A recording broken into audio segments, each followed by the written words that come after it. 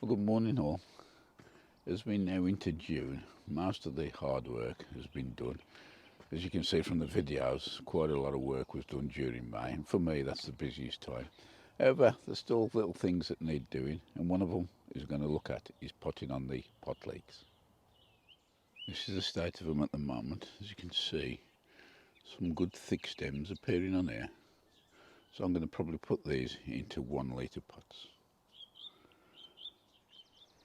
The compost that we're using to pot on the leeks is Bathgate's multi-purpose mixed with some spent compost from the hanging baskets in the garden, and to that I've added some bloodfish and bone. As you can see, the roots are more or less ready for potting on, and the only other addition there is going to be the mycorrhizal fungi. I've potted 15 on. They're in, I think it's 1 litre pots, and that's going to be enough for what I want this year. At the moment, temporary storage inside the allium cage until I decide where they're going to go. Next door, I've got some kohlrabi growing on nicely, and next door to those, the leeks, which are really ready to go out into the beds. Another job we can get knocked off the to-do list is to sow these next 2 gutters of peas, earth green shaft. I'll just take you over to where we're going to put them.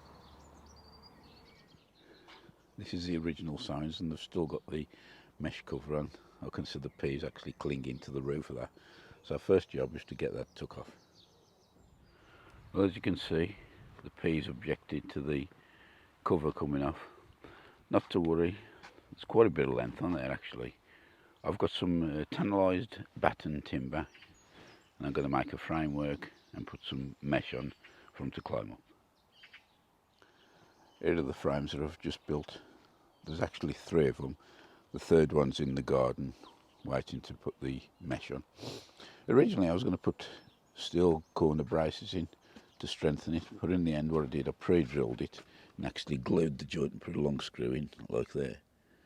And that there has made a really firm structure, so I'm happy with that. That's the first one done. I'd like to put the staples a little bit closer on there, but I'm running low on the heavy duty staples for the gun, so that'll do for the meantime. Another 2 frames to do. So that's the support in place. I'm very happy with it. I've had to tie the peas up because they'd grown too long and they'd flopped a little bit, but I can see them starting to pick up already. I've given them a good watering in the meantime. I'm going to move this cover back a bit more and get the other 2 gutters in.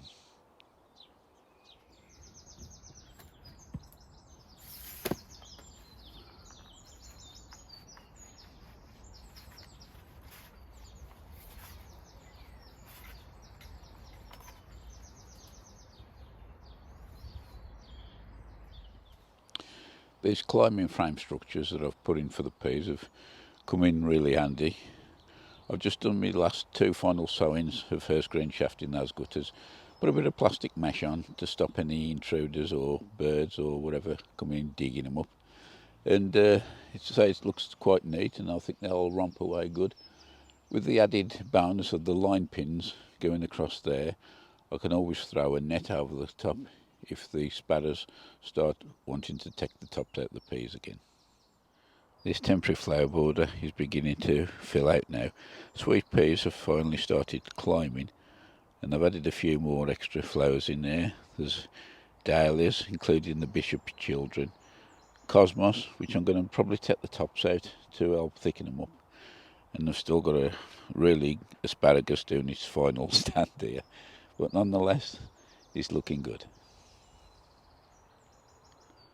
While we're around this area, I'll just quickly show you the Vegepod. The comfrey needs harvesting, by the way, but the beetroot has done really well. Radish, spring onions, the ramrod and the lettuce. And that's a very nice crop for the first one of the season. We're almost there. Apart from putting up the infrastructure for the tomatoes and the cucumbers to grow up, all that's left to do in this greenhouse now is to plant out these sweet peppers, and I'll be spacing them evenly around the remaining border. Fortunately, most of these variety are a sweet mixed, so it's potluck of what we get, but nonetheless, let's get cracking. So I've got the peppers in, 15 in total, which is quite a surprise, but they're looking okay now. I've just given them a feed, watered in fact I've used comfrey, and the aroma here is a little bit pleasant. But nevertheless, there they are in position and ready to go. Another job which should have been done weeks ago is thinning out the first carrot sowings. As you can see, they're quite big now. What I'll do is choose the strongest stalk out of each planting station and remove the unwanted ones by cutting off just below soil level.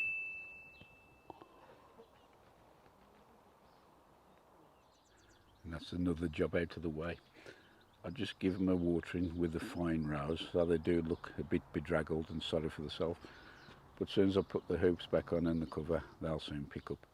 Out of interest, this is the debris what I got out, the extra cuttings. You see, there's quite a lot there.